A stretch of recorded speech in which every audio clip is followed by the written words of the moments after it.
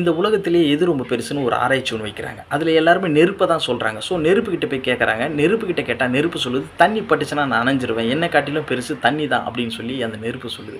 So தண்ணிக்கிட்ட போய் கேட்குறாங்க. தண்ணி சொல்லுது, சூரியன் உச்சத்தில் இருக்கும்போது என் மேலே பட்டுச்சுன்னா நான் நீராவியாக மேலே போயிடுவேன் அப்படின்னு சொல்லி தண்ணி சொல்லுது.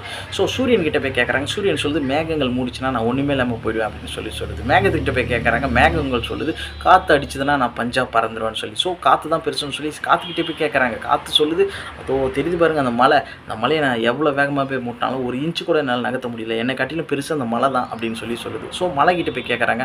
மலை என்னமோ நான் பார்க்க பெருசாக தான் இருப்பேன், ஆனால் அந்த மனிதர்கள் வந்தாங்களா என்னை உடச்சி ஒன்றுமே இல்லாமல் பண்ணிவிடுவாங்க, என்னை காட்டிலும் பெரியவர்கள் மனிதர்கள் தான் அப்படின்னு சொல்லி அந்த மலை சொல்லுது.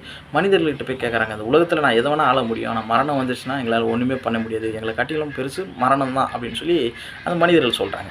ஸோ ஃபைனலாக முடிவுக்கு வந்துடுது மரணம் தான் சொல்லி. ஸோ மரணத்துக்கிட்ட போய் கேட்குறாங்க. மரணம் சொல்லுது, நான் யாருக்கு வேணால் மரணம் கொடுக்க முடியும், நான் மரணம் கொடுத்தா யாரும் மீண்டு வர முடியாது, ஆனால் நான் மரணம் கொடுத்து என்னையும் ஜெயிச்சு 3ஆவது நாள் ஒருத்தர் உயிரோடு வந்திருக்காரு, அவர் தான் இயேசு கிறிஸ்து அப்படின்னு சொல்லிச்சு.